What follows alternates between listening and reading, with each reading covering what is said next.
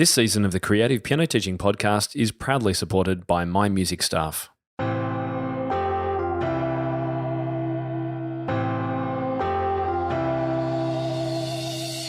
Welcome to the Creative Piano Teaching Podcast, the place where teachers from around the world meet to share innovative ideas about music education. Listen and learn as we help you motivate your students, grow your income, expand your studio, and become a more creative piano teacher.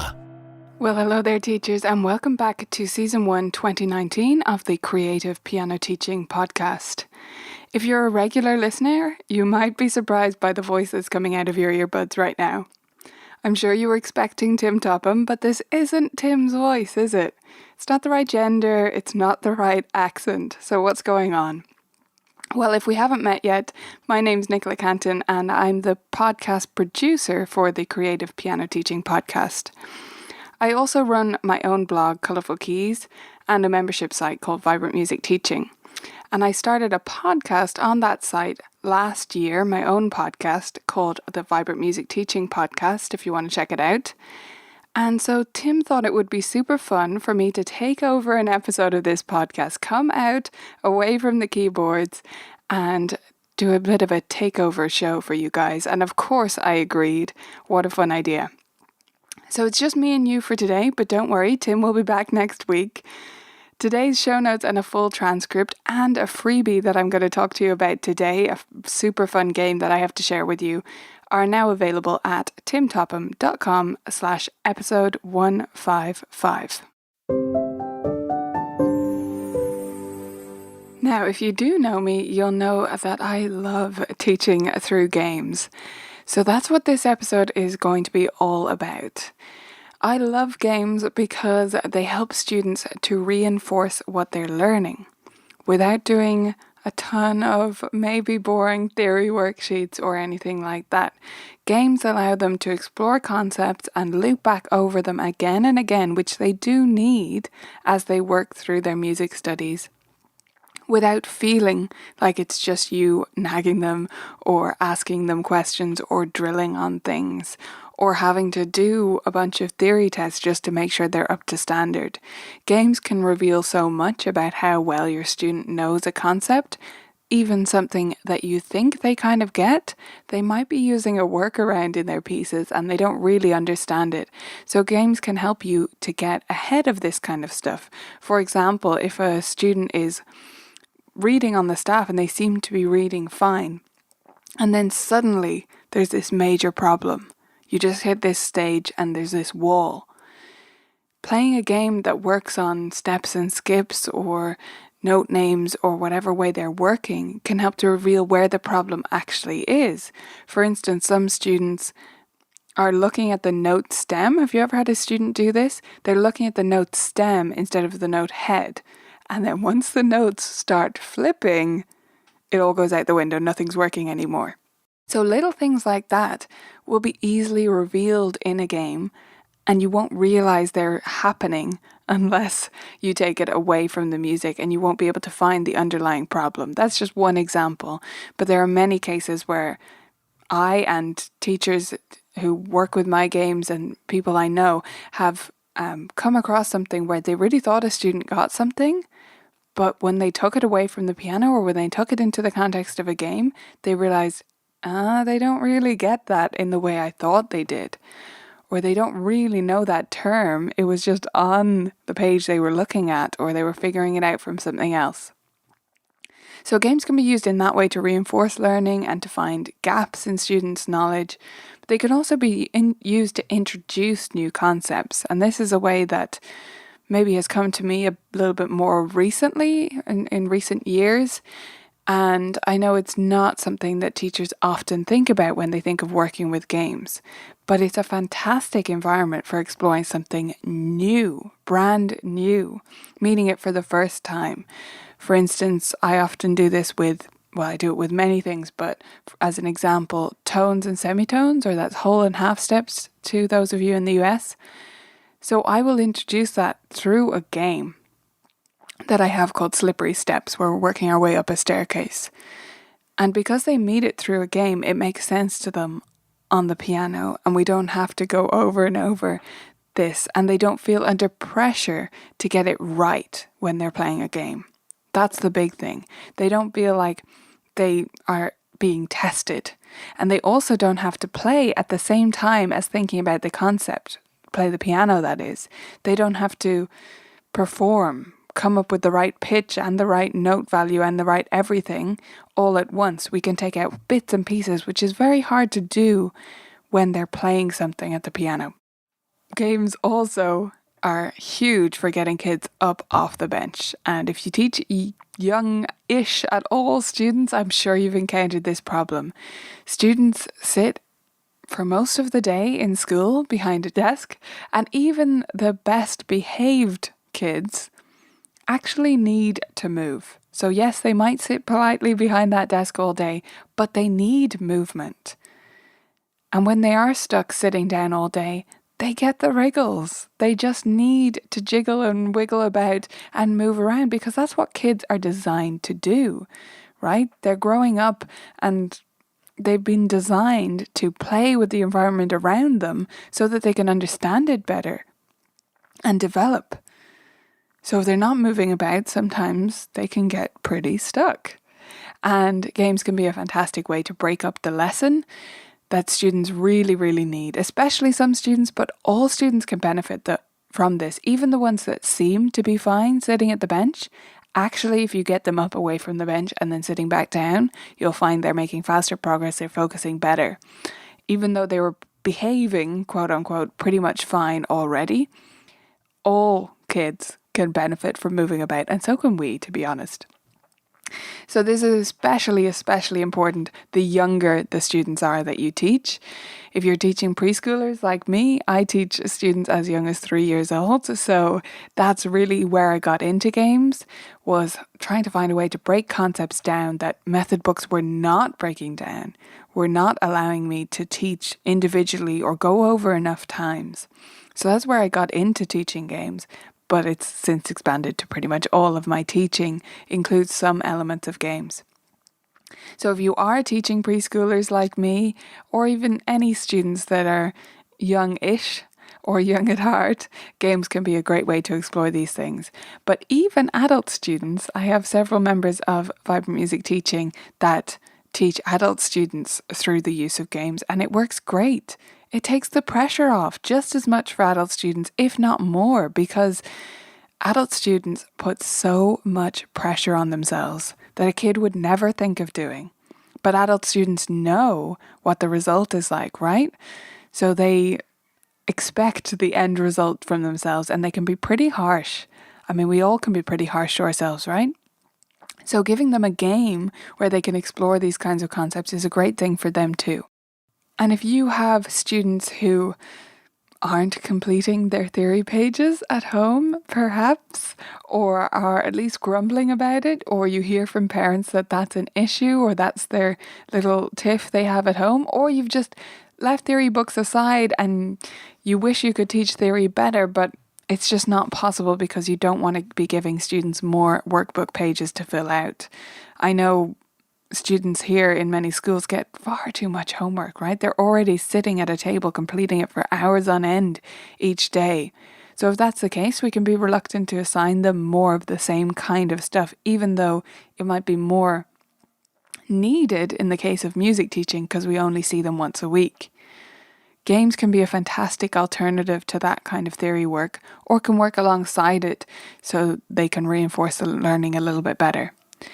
And the other huge reason that I believe, and probably the strongest reason that I believe in using games in my lessons, is that it's natural for kids. It's how they learn. They learn through playing with stuff, through messing around with it, through trying it out, and through exploring it. And it means that we don't have to lecture them or tell them about something. They can find it out for themselves. So that's a bit of why I love teaching through games and why I try to help teachers all over the world do this. But the thing I hear back from teachers a lot is that they just don't have time. And we hear this when it comes to improvisation and other creative things, composing, using games, you name it. A lot of teachers find they don't get time to do all the things. And that's fair enough, I get it. There isn't enough time. A lot of teachers are teaching lessons which are quite short, and even with 45 minutes a week, that's not a long time in the grand scheme of things, right? It's once a week, and we have so much to cram in, and our students need not just piano teaching, they need music education for the most part. So there's just tons of ground to cover, and there's not enough time. So that's what I want to help you with today, is to find that time that you need. I'm going to give you 10 ideas that are going to help you to find more time for games in your lessons so that you and your students can have more fun. Sound good? Okay, so we're going to look at 10 different ways, and I'm going to start with the ones that are going to be the biggest change and probably have the biggest impact on your teaching, and then go down to the smaller and smaller changes until we're talking about just micro little tweaks that can make a difference to how much time you have for games and other creative activities in your lessons. So, tip number 1 for creating more time for games in your lessons is to simply increase the lesson time. Perhaps the most obvious tip, but most obvious idea, but it's worth considering. If you are teaching entirely 30-minute lessons, I want you to at least imagine what it would be like to teach longer ones as standard, or at least as part of your palette of lessons that you have in your studio. Longer lessons are so much more enjoyable for almost all teachers I've met, but a lot of teachers fall into this trap of doing 30-minute lessons just because they think it's the norm. And to that I would say, the norm for who? Who says that? Yeah, it might be the most common, but that doesn't mean it's right for your studio. And the thing about being an independent music teacher, if you are one, most of us are, working for yourself, you get to make the call. If you don't like 30-minute lessons, don't teach 30-minute lessons. You don't have to. Unless you're working for a music school, of course, who says that you have to. But for most of us, we set our hours. We set the times we teach. And there's no real reason to stick with 30 minutes if it's not working for you. A lot of teachers tell me that they're doing it because they don't think the parents would pay for 45-minute lessons. And to that I kind of say, well, would they really not? Don't put words in people's mouths. Don't think that don't assume how people are going to feel about something. Have you tried? Have you actually approached them about it? If you haven't, first of all, do that. A tip about approaching them about it, though. If you come to them with, would you like to switch to 45-minute lessons? No one is going to say yes. That's like someone coming to you in the supermarket and you have a pasta sauce in your cart that you know you like, and someone comes to you and said, would you like to switch for this slightly more expensive pasta sauce that you've never tried before? No, you wouldn't. Why would you change to the expensive one? You would just stick with the one you have that you know is fine for you and be on your merry way, right? Well, it's the same thing for parents. You can't go to them and just ask them if they would like to do it, or to students directly, either or. You need to give them a reason, and you need to give it as a recommendation. It's coming from your expertise as a teacher. You recommend that they switch to 45 minutes because of XYZ. These are the reasons why your child would do so much better in 45-minute lessons, and how much more valuable it would be for them, and you're recommending that they switch to it. So that would be a bit about how to approach it. Always give a recommendation rather than a suggestion or an option. If you really want someone to switch to a longer lesson time, make it a strong recommendation rather than an idea that they might try. If they really can't pay for it, there are other ways to extend the lesson time, which I'll talk about in a moment. But try that first. If you wish you taught 45-minute lessons for every student, then give it a go. Maybe some of them will switch, maybe not all will. That's fine. at least be a step in the right direction. And if you're worried about not being able to teach as many students, well, isn't that a good thing? Wouldn't you prefer to teach the same hours and less students? It's going to be the same money for you, probably roughly, right? If you set your fees correctly, it's going to be the same money for you with less admin time, less planning, less overhead if you're paying credit card fees and stuff like that. It's going to be easier on you, so why not do it? Okay, so that's if you can consider it. Switch to longer lesson times. That's going to provide you so much more time and less stress when it comes to fitting in all this creative stuff that Tim talks about and the games and anything else that you want to fit into lesson time. Extend it to 45 minutes, extend it to an hour if that's what you want to do. See how you go and just give it your best shot with the parents and convincing them. Now, if you can't switch to longer lesson times, one way that you can do is just do something like I do in my studio, which I call buddy lessons. That's where we have two students overlapping their lessons in the middle, right? So let's say Sally comes at 3 p.m. and then at 3:30 Sam comes along, and then at 4 p.m. Sally leaves, and then at 4:30 p.m. Sam leaves, right? So Sally and Sam have an overlapping section in the middle. This means that a parent doesn't have to pay for an entire 60 minutes, although I would recommend that they pay for slightly more than 45 minutes, right? The parent doesn't have to pay for the full amount, so it's a little bit cheaper for them. The student is receiving an hour of instruction, and it's a great opportunity for games because you have two students together.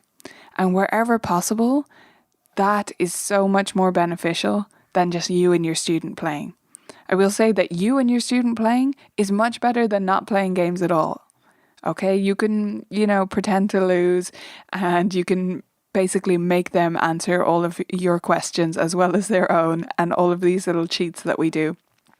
But if you can get multiple students together to play games together and learn from each other, it's just magic. It's just amazing to get them into that situation and notice how they riff off each other and learn from each other's experiences and give each other little tips. My students aren't very competitive generally about it. They usually help each other out when it comes to playing games together. So if extending lesson times is not an option or not something you feel like you want to do, I highly suggest you consider buddy lessons. It has completely revolutionized my studio. I am in love with teaching in this way. And it's not a massive change from being a private teacher. So I know a lot of teachers are reluctant to switch over to groups, right? Because it feels like this huge change. It feels like you need all this equipment. You need to teach in a completely different environment. And you either are stressed by that idea or you just don't want to do it. I don't want to rent a commercial space. I never have. I love teaching out of my home.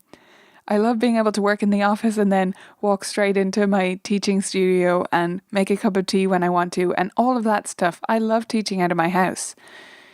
So I don't want a big, massive group teaching space, and maybe you feel the same way. I also enjoy working one-on-one with students. I really like working in that environment. I think it's something that kids don't get enough of in school, is actual individual instruction. And I think it's really beneficial. I think group lessons are super beneficial as well.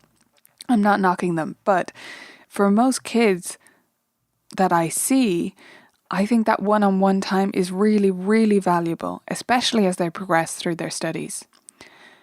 But so is the together time. And that's how I landed at buddy lessons where they're overlapping in the middle, because I can have the best of both worlds in my view. I can keep my home teaching space. I don't have to radically alter everything I do about how I teach.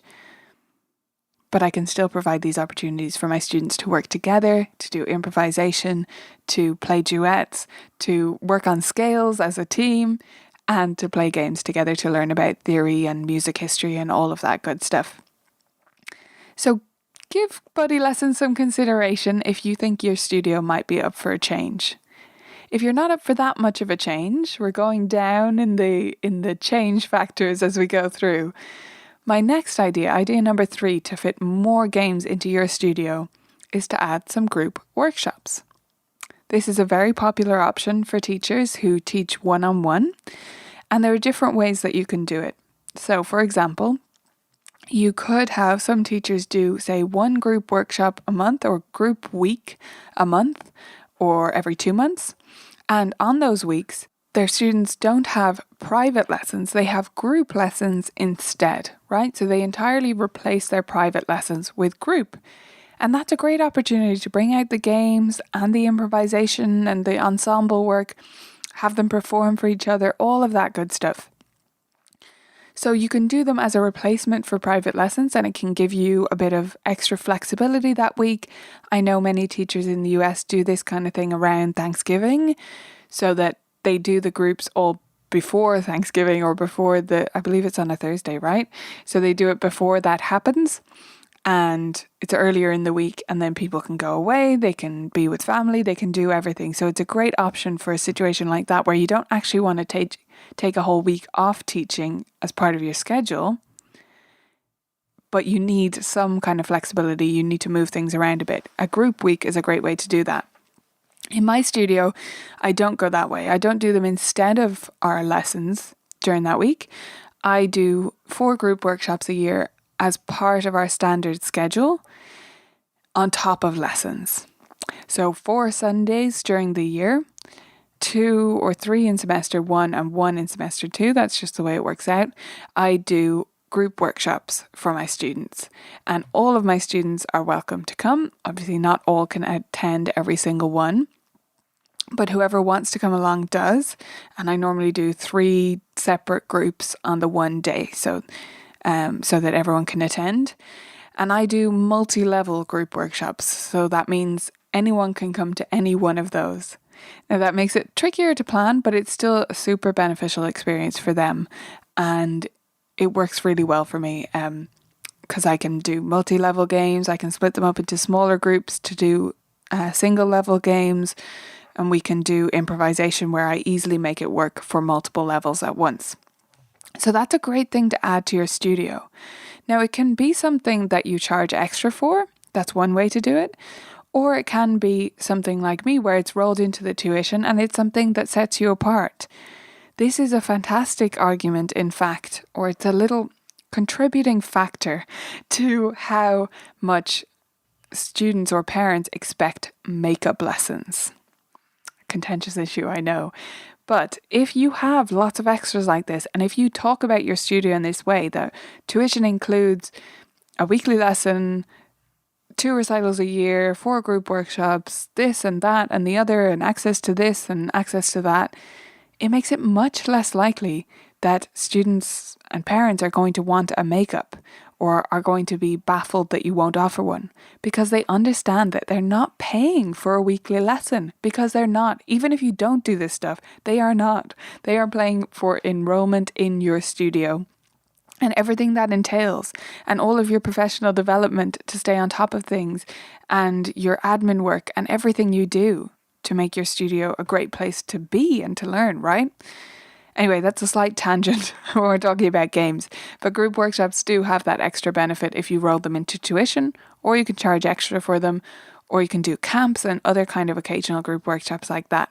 And that's a great way to bring in game opportunities for your students if you can't do longer lessons, you don't have time in the lessons, and you don't want to switch to something like buddy lessons that would roll that into your week.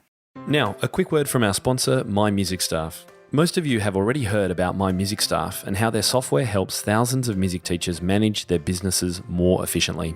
They handle all of your student management issues, scheduling, billing, and so much more. It's what I personally use in my own studio, and it's no surprise why it's the leading studio management software. What I think really makes My Music Staff stand out is its community-driven development and personal approach to customer support. It was such a pleasant surprise jumping into My Music Staff for the first time and realising how in tune it was with my business and the ins and outs of a music studio.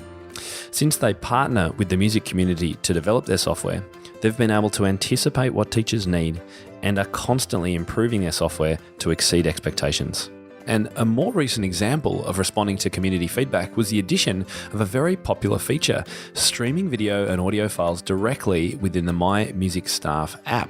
And that means that no longer do you have to download files to your device. So it makes it incredibly easy to share content with your students.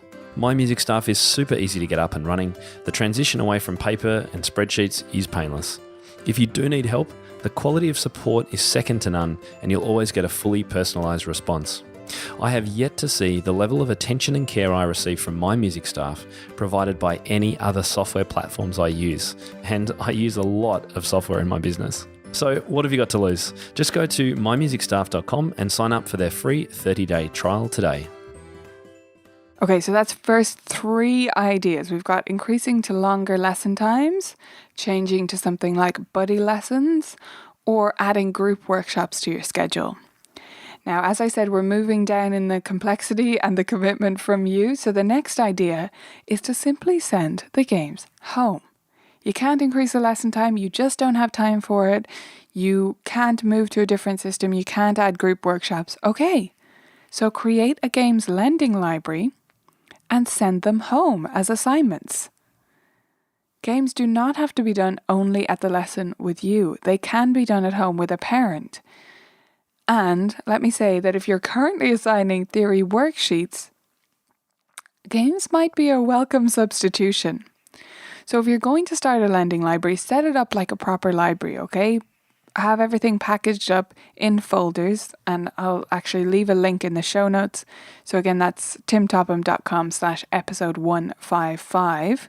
I'll leave a link in the show notes for how I store and organize my games, because a lot of teachers have found that very useful to read about and to store theirs similarly.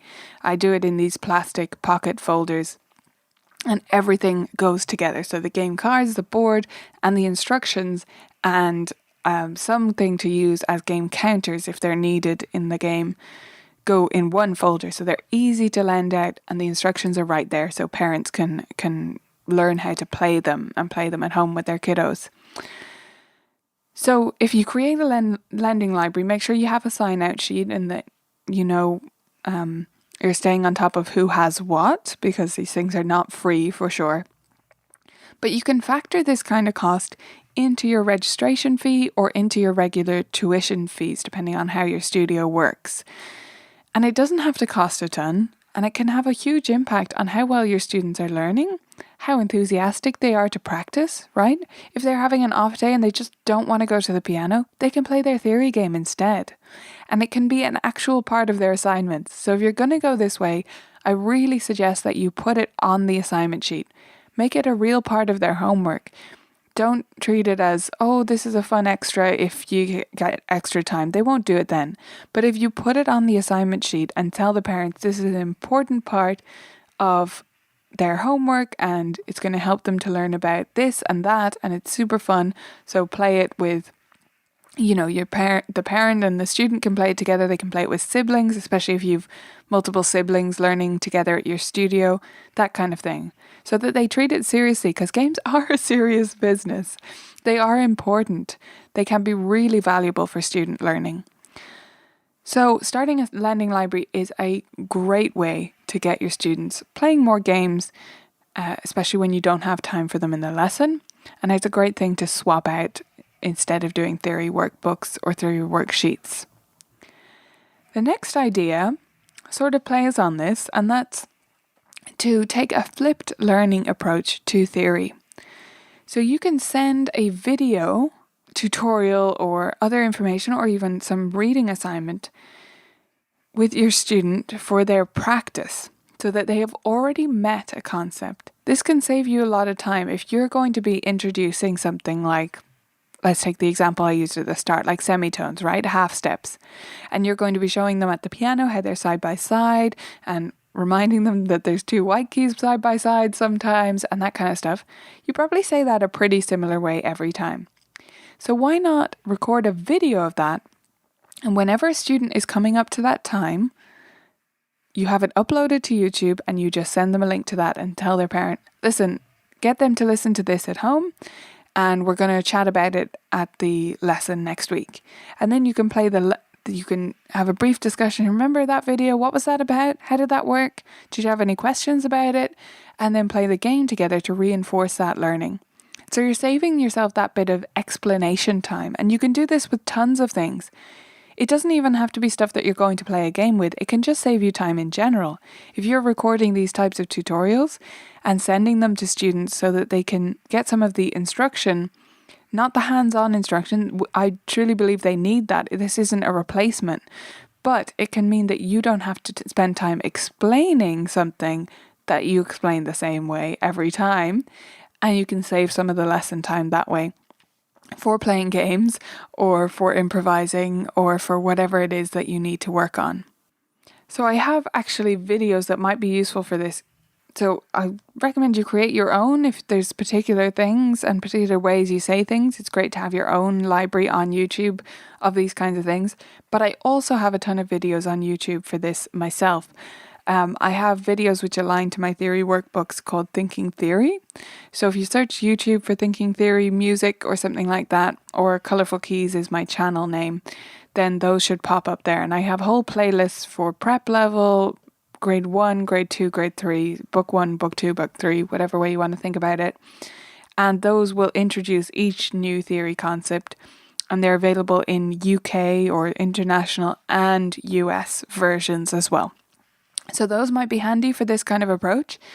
And so might be my scale videos. I have scale reminder videos for the majors, harmonic minors, and pentascale majors on my YouTube channel as well. So those can be great to prep a student for a new scale so that they can try the fingering at home or at least have seen it and be familiar with it a little bit before they get to the studio. And then you can play a game to reinforce the scale, or you can just hop right into the scale and they're a little bit ahead of the game that way. So again, that's the Colourful Keys YouTube channel, and I'll leave a link in the show notes. Our next idea is a very simple one. So idea number 5 is to start your lessons with a game. Sorry, that's idea number 6 actually. Start your lessons with a game. Very simple idea, but anytime I find I'm not finding the time in my lessons for something I think is important, but I'm just not fitting it in, that's my simple solution. Start with it. Do it first, right? It's just like you should eat your vegetables first. Sometimes you need to do the most important thing first. That means it always gets fit in. It always is a priority, and it genuinely is a priority because you're putting it first. And you may think, oh, then I'm going to run out of time for stuff. You might be surprised that you don't. If you set a time limit on the game, or you just pick a game carefully, and you start off the lesson with that game, your student might be in a better mood, more prepared for a concept if you plan it carefully, or just, have a little bit more brain energy left to practice new stuff, to show you old pieces, or whatever else it is. So give it a go. Start lessons with games and see how it changes your students' attitude. Because once you get into reviewing old pieces and looking at new stuff, it can be easy for the lesson time to just get eaten up. And it isn't always in the most efficient way. So maybe just try it. Try starting with it and see where you get to. Games can also be sped up. So idea number 7 is to play games at lightning speed. You can literally make them take up less time. One way to do this is if the game has a die, just make it dice. Just put in 2, right? Double all the scores, even if it's cards that have numbers on them, double those. It's very simple for you to complete the game just that little bit faster if you double everything. Another simple way to make games go faster is to simply set a time limit. I often do this, and students are not as bothered by it as I think teachers think they're going to be. If you just say the furthest ahead at the end of 3 minutes, 5 minutes, whatever you have, is the winner, then that's fine. Just make sure that everyone gets an even number of goes if you're working with multiple students. And they won't be bothered by it, as long as you're clear. It doesn't matter if they make it the whole way to the end of a game board or complete their set of cards or whatever it is. If you're just clear about this is going to be 5 minutes and whoever is ahead at the end is the winner, because then we need to do this other awesome thing back at the piano. Idea number 8 then is to split up repetitions of pieces with a game. What am I talking about here? What I mean is that you can use a game as a way to keep your student thinking, alert, and focused when there's something they need to practice with you. So we all have those times when you just need to sit and force a student to practice something multiple times so that they get it, because they are not going to struggle through it at home and you need to babysit them through it a little bit, right? So let's say you have that 2-bar section which your student needs to work on, and they probably need to repeat it about 10 to 15 times in order to really get the fingering pattern or whatever. Well, have them do it twice, get up, take a round of the game, go back to the piano, have them do it twice, etc. Now, this might feel a bit odd, and it might feel like you're getting less far, but I'd encourage you to think about it differently.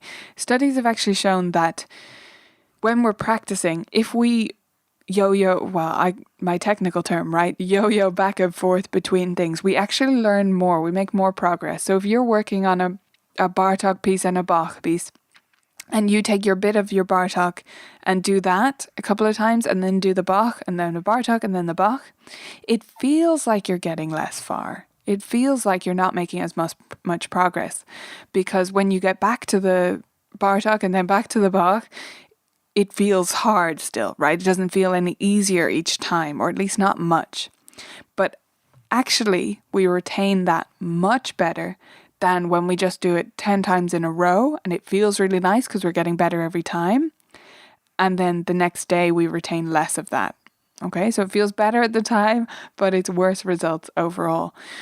So this might feel like you're getting less far with your student, but they actually might be learning more.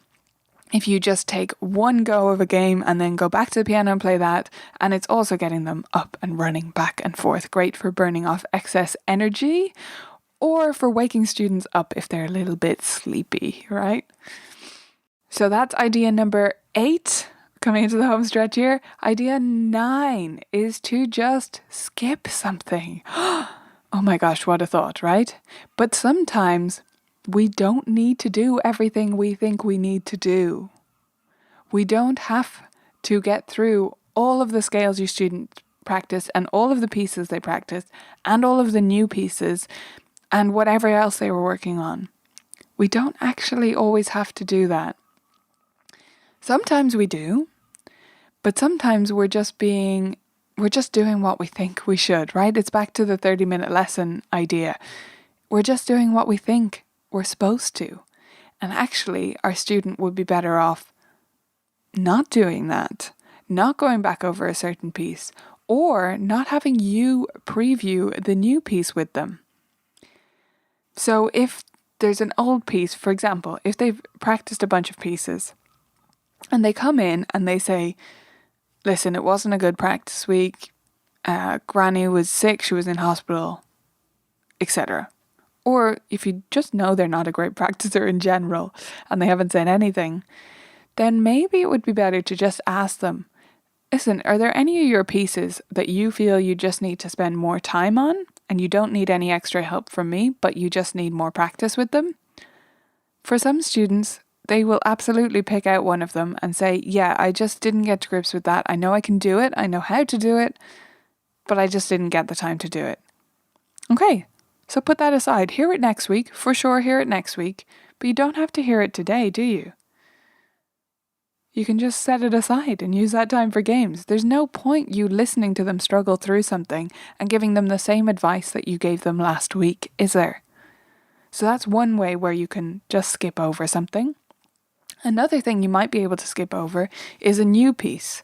From time to time, I like to set my students the challenge of looking at a new piece that we've never looked at before at home, and coming to me next week with any questions or with them playing it if there was no problem. Because sometimes we can handhold a little bit too much. I know I certainly can. And if we don't provide these opportunities for our students to be independent, to work on things independently, then they're never going to feel confident doing it. And if they don't feel confident working on things independently, then how are they going to be musicians for life? I know that's a goal for a lot of us, right? We want students to be playing, no matter what they end up doing as a career, to be playing for fun, for life. And they're not going to just pick up random sheet music if they've always had a teacher to walk them through it and point out the key signature and do whatever else we're doing, right? So just skipping a new piece every so often and telling a student that their special challenge is to get as far as they can and do as much of it as they can by themselves is a great way to give you a little bit of extra time in the lesson and make them more independent musicians. Okay, so that's 9 ideas so far for using more games in your piano teaching. I'm just going to run you through all of those before we talk about idea number 10. So first of all was to just increase your lesson times. Simple as that. Have a discussion with parents, get them to move up their lesson times and make your life that little bit less stressful. The second idea was to do buddy lessons. Those are lessons which overlap in the middle and my favourite way to teach. So there's more information about that on my blog, which I'll leave links to in the show notes. The next idea was to do group workshops occasionally or regularly, either replacing your private lessons that week or in addition to them. And there are various different ways that teachers have had great success with adding group workshops to their calendar. Another idea is to send games home with your student. Create a lending library and allow that to be your theory assignment some weeks so that students can play the games at home with a parent or with a sibling and reinforce their learning in a different way and with a fun way to practice. The next idea was to do flipped learning, having your student review videos at home about new concepts that you're going to explain so that you can save lesson time by not having to give the same explanation to different students again and again and having them prepare those at home using YouTube videos.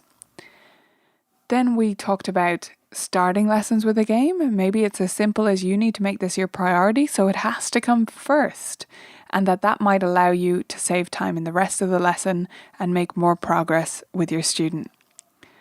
Then we had the idea of just doubling the speed of the game, double the dice, or set a time limit on the game so that it doesn't run wild on your lesson and you can fit it into the time you have available.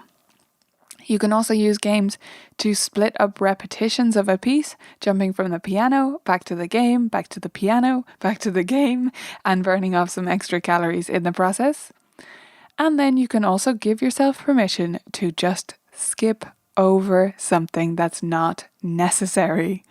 This is a great way to just reevaluate where your priorities are and why you're doing the things you're doing in the lessons and whether some of them are just the default rather than being the best way to use that time. So that's 9 ideas. Idea 10 isn't really an idea at all. It's a bit of a talking to that you can have with yourself. And that's that if all 9 of these ideas seemed like something you couldn't do, seemed like, oh, no, that's not for me. No, that's not for me. Well, then maybe that's not the problem. Maybe it's not about the time. Maybe it's about the way you think about games. I do not see games as a reward for behaving for the rest of the time. I don't see them as a bit of fun that I add to lessons to keep students from falling asleep. I see them as a real valuable thing that I do in my teaching and a foundation of how I teach. The games that I use have specific pedagogical design. They are designed to work on some concept and to teach it in a way that couldn't be taught without the game. That actually speeds up the process of learning. It's not just a distraction. It's not just a bit of fun. It's actually a core part of my teaching. It's well planned. It's not something I grab a random game that might work for a student at the last minute so that I can break up their lesson time. It's great to be breaking up the lesson time and to be using off-bench activities and games to do that, but that's not how I use games. They break up the lesson time almost as an incidental to the fact that I'm using them because they're a great way to teach. And I'm using this game today with this student because they need to learn about this thing, right? I have a plan. And if you're thinking about games as just a bit of crack, as we say in Ireland, just a bit of fun, then you're not going to find the time to fit them in because they're just a distraction. But that's not what they are. They're not just a bit of fun. They can be a truly valuable teaching tool. So idea number 10 is just to sit down and give yourself a new perspective and have a talking to yourself about whether you really believe in this as a strategy. Because if you don't, if you disagree with me, that's fine. But don't be trying to fit things in if it doesn't fit your teaching philosophy and if you don't think that it's valuable. Okay? Right, I hope these ideas were helpful for you guys today and that you enjoyed this takeover episode of the podcast. If you didn't, don't worry, Tim will be back next week. And he's going to be joined by one of our favourite people, Forrest Kinney. Forrest is going to be on the podcast to talk about pattern-based improvisation, something Forrest is super passionate about and a wonderful teacher of teachers about. And they're going to be chatting about that and how we can bring it into our teaching. I'm super looking forward to listening to it myself. And if you are interested in using games in your teaching and getting them into your studio and you want games like I described that work on something specific, well then you're in luck because on the show notes for this episode I have shared with you one of the games from Vibrant Music Teaching called Interval, Sprinterval, Schminterval. Okay? All the games have super silly names but specific pedagogical purposes. This one works on intervals, as you might imagine, in a pretty unique way. It's a great one. It's a perennial favourite in my studio, and I know you're going to love it. So go over to timtopham.com/episode 155, and you can grab that game on the show notes. And thank you so much for joining me and for sticking with this rather unusual episode of the podcast. I hope you had fun with it. I'm all about having fun. And I hope the ideas were useful. If you have any questions about it or want to find me, you can find me on the show notes page. Just leave a comment there and I'll get back to you. Or find me around Facebook in the Vibrant Music Studio Teachers Facebook group. And I'll be happy to chat about games or anything else that came up as part of today's episode. That's it for this week, guys. Tim will see you back for episode 156 next week. Just before you go, if you've enjoyed today's show, I'd love for you to check out my Inner Circle piano teaching community. It's the go-to resource for piano teachers looking to continue their professional development, connect with other teachers and experts around the world, and to access hundreds of world-class training resources, including our academy courses, lesson plans, teaching videos, technology help, and much more. Whether you're just starting out or have been working hard to build your studio for a while, the Inner Circle community will give you the skills, support, and confidence you need to grow the studio of your dreams. Whether that's just about teaching a small number of students one-on-one in your home, or about hiring a commercial space, employing other teachers, and building an entire music teaching empire.